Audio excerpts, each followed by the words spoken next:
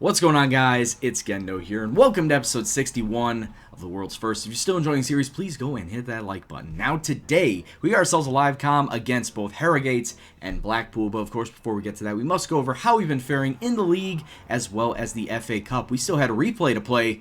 Let's see how we did with that. And in fact, we did get through the first round by defeating Histon by the score of 1-0 in that first round replay. Dave Herbert, the lone in, getting the only goal in the 16th minute, pushing us to the second round where we took on Port Vale, but it was much more the same as we drew 1-1 in the first leg. Liam Davies helping us out here in the 29th minute, but then in the second leg, no score after 90 minutes, so we had to play 30 minutes of extra football where we still didn't score, and we lost 1-0 off of a goal in the 114th minute. But now that we're out of the cup, that means we can strictly focus on the league, and during this last month plus worth of matches, we did fairly well in the league. 4 wins, 1 draw, and 2 losses. However, it did not go so well starting off after the first round replay. We lost 3-2 to Ebbsfleet. Tommy Tatham, the right winger, coming in and scoring a brace. However, it was not enough. Ebbsfleet already jumped out to a 3-0 lead. We were just playing catch up from the word go. So it was nice that we got a couple of goals, but at the end, it was still a loss. Couldn't get the third one. But we did follow that up with a nice solid 2-1 victory over Mansfield. Rob Foster getting both goals on this day. A 3-1 win over Stevenage. Steer, Foster, and Allen coming away with goals. Yes, Allen, the left back. I don't know how, but he just magically flicked it on from a corner kick. However, then we stalled. We had 3 straight matches where we didn't get a single win. Of course, the first one being the FA Cup replay, but then a 0-0 draw to Barnet, and then another 3-2 loss, this time to Oldham away from home. Anthony Steer and David Herbert getting the goals for us. However, it was a penalty kick from Oldham that broke the deadlock. But we did follow that up with 2 solid victories over Barrow and a revenge match against Port Vale, demolishing a 5-0 against Barrow where Steer and Foster got themselves braces and Sam Kelly added 1 to the tally. And then a 3-1 victory away from home with David Herbert and Tommy Tatham coming away victorious with their goals to give us the 3 points. It's still been a very roller coastery season where any sort of result will push you up or down the table in a heartbeat, so you got to watch out what our results are for the rest of the season. As you can see, we are now sitting in 8th place, 38 points through 24 matches. We're only 7 points off the top where Yeovil is sitting. Then we have Barrow and Leyton Orient in the promotion spots. Ebbsfleet, Coventry, Barnet, and Rochdale make up the playoff promotion spots. So like I said, we're still in the mix, but everyone is still bunched up from half of the table all the way up. So any sort of result, win or lose, can push us up or down. We need to watch out for that. Now, today's match against Hargate does see them in 11th place. They are deadly, so we need to watch out for them. Of course, we're staying with the 4-4-2. It's what we've done for most of the season, and I want to keep it steady. So, Jack Bonham's going to be in net. Baba, Arthur Stott, and Allen along the back line. The mid-4 will consist of Tatham, Andre Jones, Tom Gablin, and Sam Kelly. And sitting up front, we have Anthony Steer and David Herbert. Everyone else sitting on the bench that's not injured or suspended is eligible. So hopefully we can get ourselves a win today and push us into the playoff zone. But of course, we got to play the match. So let's kick off and see what happens. Just 2 minutes in, Harrogate get themselves a ball. It's a good tackle away, but the danger is not cleared. It looks like it's cleared now. Tatham coming deep just to get that ball. Just about 22 minutes gone now, and we have ourselves the ball, pushing it up the pitch just a little bit. Ball over the top, tries to find Anthony Steer, but it's taken off. Defensively, we need to start closing down Harrogate as they're coming forward. Takes a shot, bounces off the crossbar. Good lord, he rifled that from 20 yards out. 31 minutes gone now, ball coming inside. Dave Herbert. Dave Herbert is a striker, of course, but being pushed that far back, he's not in the best of positions. Tatham tries to find Anthony Steer, who bounces it off the crossbar himself. Oh, man, is it going to be this kind of day? We've been very fortunate right now. Harrogate have had the majority of the possession. They've had the majority of the shots, but it's still 0-0. It can all change with one shot right now, and we want to make sure that it's us that gets the goal. So, I don't think keeping on standard is very conducive to helping us out right now. Maybe I should control the game instead, bring the tempo down, be a little bit more deliberate in our actions, and possibly just pass the ball into the back of the net at this point in time. If Hargates are taking all the shots, maybe we need to just slow it down and work it to our pace. So second 45, we could still come out of this match with a win. Hopefully they do exactly that. Hargate with a corner coming in. It's a good block away. Another good block away. Defense needs to help out Jack Bonham. Bonzo makes the save, thankfully. Ooh, they are looking for that overlap. Hargate looking for that overlap. Ball coming inside. It's a great deep cross, and Harrogate see themselves in the lead 1-0 after 59 minutes. Defensively, they put us on our back foot. We did not do well with that cross. Mavadidi was not marked, and Jack Bonham just couldn't reach it there. Defensively, we needed to do a lot better. 73 minutes gone now. Baba to Jones. Back to Jones. Out to Baba. He could put in a decent cross, but he's on the wrong side to do it. He's a right back, not a left back. But we do get the ball right back off that clearance. Gamblin back into Jones to Herbert. Takes a shot, but it's saved. 5 minutes to go in the match. Sam Kelly coming up the wing. Does have a couple of blue shirts in the box. Elects to pass it off to Gamblin. Gamblin gets it through to Dave Herbert. Dave Herbert equalizes with 4 minutes left to go in the match. It's 1-1. We could still get a point out of this. Thank you, boys. Thank you. It took you long enough. It was great passing. We finally get the through ball, and Dave Herbert takes it to the near side, fires it one time, and gets the equalizer for Sheffield. Let's go, boys. And that's how the match is going to end. It ends 1-1, and we get ourselves a point out of it. A very, very undeserved point, if I do say so myself. We had less than a third of the amount of shots that Hargate took, but at the end of the day, we still get a point. So now we can take that form and roll it over into the Blackpool match. So let's get into that. Okay, this creates a problem. Jack Bonham out 5 to 6 days with the flu. Blackpool is in 2 days. Cameron McCullough, my other goalkeeper, still out with his injury.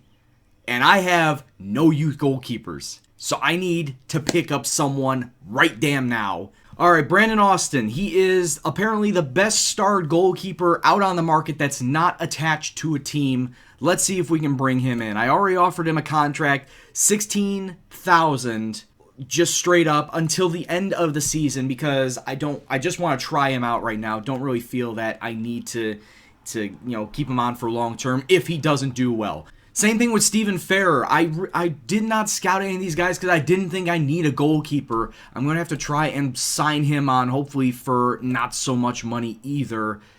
He would only want 8.5. Let's see if I can try and get him like that for 6 months as well. No, I don't want to keep you on for too long. Come on now. I can't do 9. Let's see if I can, bring his wage up like that. Can we do that? All right. So he's taking less. He's taking half of what Brandon Austin wants. But in all honesty, I'd rather take Brandon Austin than Stephen Ferrer. Let's just see how this works. Admittedly, I should be able to sign one of these anyway because I have an emergency, right? I have no goalkeepers at all at my disposal. So one of these guys has to sign on, right? Well, today's the day. And none of the goalkeepers signed on. So that means we have to play. We're not playing a goalkeeper. We're not playing a grayed out goalkeeper in there. We have to play a center back. And this is the absolute worst thing that I would have wanted. We have to play a center back in goal.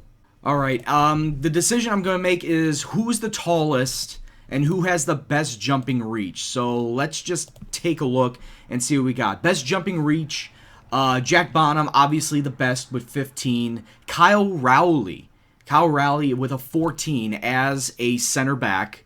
He is 6 foot tall, so he's average. I guess we're going to have to use Kyle Rowley.